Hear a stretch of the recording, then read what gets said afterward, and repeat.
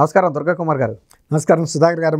అందరూ అనుకున్నట్టుగానే షర్మిల నిన్న ఏపీ పిసిసి అధ్యక్ష బాధ్యతలు అయితే చేపట్టింది. చేపట్టిన వెంటనే జగన్మోహన్ రెడ్డి ఊహించని స్థాయిలో ఆయన మీద అయితే తీవ్ర విమర్శలు చేసింది.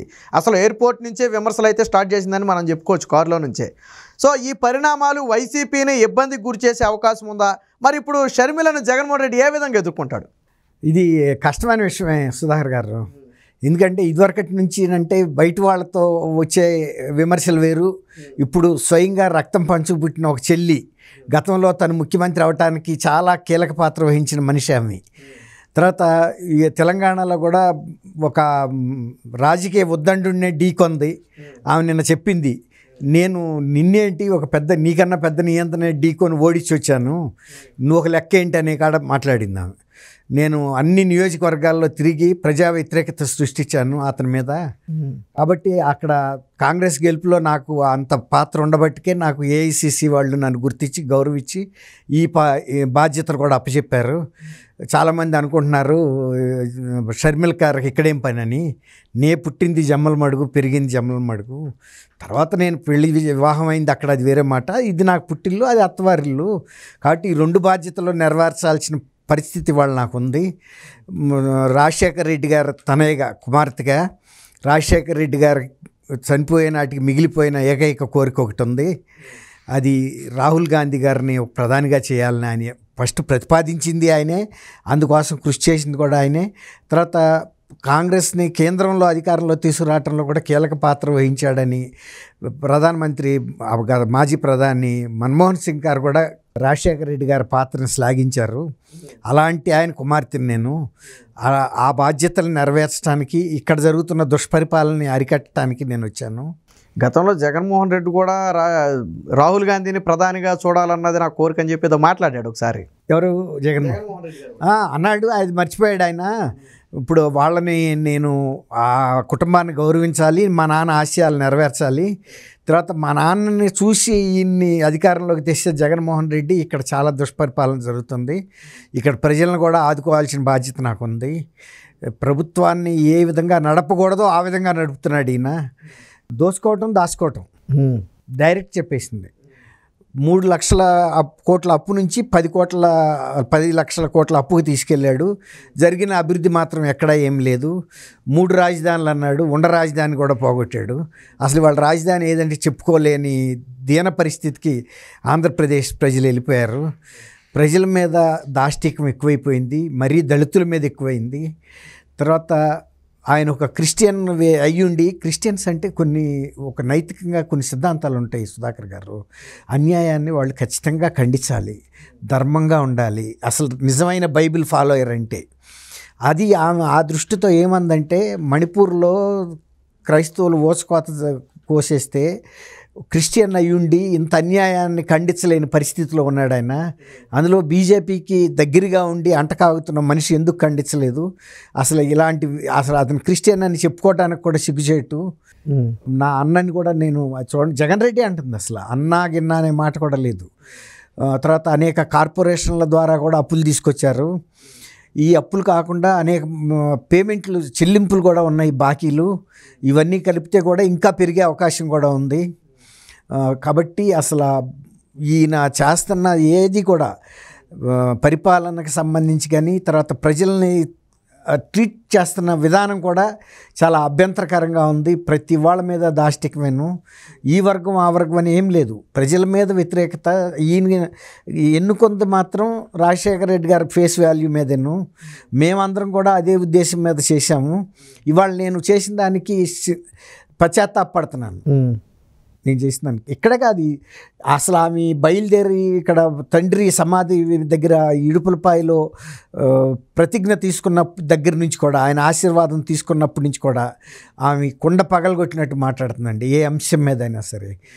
కాబట్టి నన్ను కాంగ్రెస్ ఇంత నమ్మకం నా మీద ఉంచి, ఇంత విశ్వాసం, ఈ బాధ్యత నాకు అప్పచెప్పారు. కాబట్టి నేను నా అంతటా నేనుగా ఈ పార్టీలో విలీనమయ్యాను, కాంగ్రెస్ పార్టీలో. ఎందుకంటే వాళ్ళ దేశంలో కాంగ్రెస్ ఒక్కటే ప్రత్యామ్నాయంగా ఉన్నది బీజేపీ పార్టీకి. ఒక లౌకిక పరిపాలన ఇవ్వగలిగిన పార్టీ అనేది ఆమె గతంలోనే చెప్పింది. అందువల్ల నేను బేషరతుగా కాంగ్రెస్ పార్టీలో విలీనం అయ్యాను. అంతకుముందు మా తండ్రి గారికి ఆ పార్టీ ఇచ్చిన విలువ, ఆశీర్వాదం ఇవన్నీ కూడా నాకు కడుపులో ఉన్నాయి. దాన్ని నేను ఫుల్ఫిల్ చేసి ప్రజలకి ఎంత వాళ్ళు ఆశిస్తున్నారో దాన్ని అందించే వరకు నా కృషి కొనసాగుతుంది. ఇక్కడ గెలుపు ఓటంలో నాకు ఫలానాళ్ళు పోటీ అని నేనేం చెప్పట్లేదు. ఎవరన్నా ఉంటే వాళ్ళు చెప్పుకోవాలి నాతో ఎంత థ్రెట్ ఉందనేది. అడిగారు మీ మూలాన ఎవరికి నష్టం అనేది. నా మూలాన ఎవరికి నష్టం అని నేను లెక్కలేనది, అది వాళ్ళు వేసుకుని చెప్పాలంది. అయితే ఒకటి ఏంటంటే ఇది అసలు ఆమె గన్నవరం ఎయిర్పోర్ట్ నుంచి ఆహ్వానం కళ్యాణ మండపానికి వెళ్ళటానికి అసలు బై రోడ్డు వస్తుంటే ఆమె కాన్వాయ్ని ఆపేశారని, కట్ ఆఫ్ చేశారు. ఆమె వెహికల్స్ని మిగిలిన కాన్వాయ్ని కట్ ఆఫ్ చేసి వాళ్ళు పోలీసులు అడ్డం పడిపోయారు. అక్కడ కార్యకర్తలు రోడ్డు మీద కూర్చుని బైఠాయించారు. మమ్మల్ని కూడా కాన్వాయ్ని అలౌ చేస్తేనే మేము ఎక్కడి నుంచి కదులుతాం, లేకపోతే కదలమని. ఈ రకంగా అంటే అసలు ఆమె వస్తూనే ఎయిర్పోర్ట్ నుంచి వీళ్ళకి ఇంత భయం ఎందుకు నాకు అసలు అర్థమే కాలేదండి. ఆమె ఒక పిసిసి అధ్యక్ష పదవి, ఆమె చీఫ్ మినిస్టర్ పోస్ట్ పదవి ప్రమాణ స్వీకారానికి వెళ్తున్నంత భయపడ్డారు వాళ్ళు. సోనియా గాంధీని ఢీకొన్నానని చెప్పుకునే మగోడని చెప్పుకునే వ్యక్తి సొంత చెల్లికి భయపడుతుంది ఏంటి అసలు? అదే ఆమె చీఫ్ మినిస్టర్ పదవి కోసం వెళ్తుందా? పిసిసి ప్రెసిడెంట్గా పదవి బాధ్యతలు తీసుకుంటుంది పార్టీ తరఫున. మళ్ళీ ఆ చీఫ్ మినిస్టర్గా గెలవాలంటే ఎంతమంది సభ్యులు రావాలి, ఇవన్నీ జరగకముందే ఇవాళ వాళ్ళకి అంత భయం ఏంటి? సజ్జల రామకృష్ణారెడ్డి గారు వెంటనే ప్రెస్ కాన్ఫరెన్స్ పెట్టేశాడు. అక్కడ జనం అందరూ నిన్న ఆక్షేపించింది ఏంటంటే వాళ్ళిద్దరూ అన్నా చెల్లెళ్ళు వాళ్ళకి సంబంధించిన కుటుంబ విషయాలు మాట్లాడుకున్నారు. అసలు అందులో సజ్జల రామకృష్ణారెడ్డి గారి పాత్ర ఏంటి? ఆయన సలహాదారు అయితే అయ్యి ఉండొచ్చు, కానీ ఈ కుటుంబం వ్యవహారంలో ఆయన మాట్లాడేటువంటి వాళ్ళిద్దరూ మాట్లాడుకోలేరా? ఆమె షర్మిల గారికి సలహా ఇచ్చే అంత పెద్ద అయినా షర్మిల గారు ఒక రాజకీయ కుటుంబంలో పుట్టింది. ఆమె రాజశేఖర రెడ్డి గారికి వారసురాలు. ఆమె ఒక రాష్ట్రంలో తన స్థాయి ఏంటో తను ప్రూవ్ చేసుకుని అధిష్టానం ఆశీస్సులతో ఆంధ్రప్రదేశ్ వచ్చింది. ఆయనకి సలహాలు ఇస్తున్నాడు. మేము చాలా విచారిస్తున్నాము ఆమె మాట్లాడిన మాటలకి, ఇదని అదని చాలా ఉద్బోధ చేశాడు. ఆమె గతంలోనే చెప్పింది, నోరు మూసుకుని నీ పని ఏదో. అసలు యాక్చువల్గా ఆయన రాజకీయ నాయకుడు కాదు సుధాకర్ గారు. ఆయన మాటలు ఇట్లాగే ఉంటాయి. ఇప్పుడు జరిగే లాభం కన్నా నష్టం ఎక్కువ అవుద్ది. అంతకుముందు మీకు గుర్తుందో లేదో ఆ ఎంప్లాయీస్ సిపిఎస్ ఆ పెన్షన్ స్కీమ్ విషయంలో జగన్మోహన్ రెడ్డి గారు తెలియక చెప్పాడు అన్నాడు.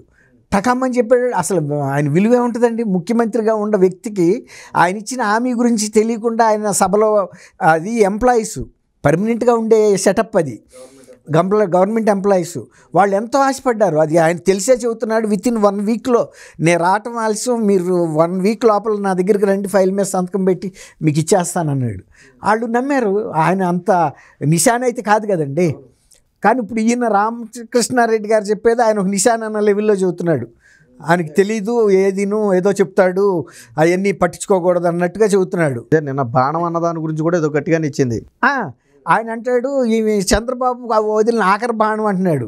చంద్రబాబు గారు ఆఖరి బాణం ఇప్పుడు వాళ్ళే చెప్పారు కదా. మేము ఆయన జైల్లో ఉన్నప్పుడు ఈస్ట్ వెస్ట్ గోదావరి జిల్లాల నుంచి కార్యకర్తలు వస్తే నేను ఒక బ్రహ్మాండమైన బాణం వదలబోతున్నాను, మీరు భయపడబాకండి, డెఫినెట్గా మన పార్టీ గెలుస్తుంది, ఆ బాణం కనుక వెళ్ళిందంటే ఇక తిరుగులేదు మనకి అని.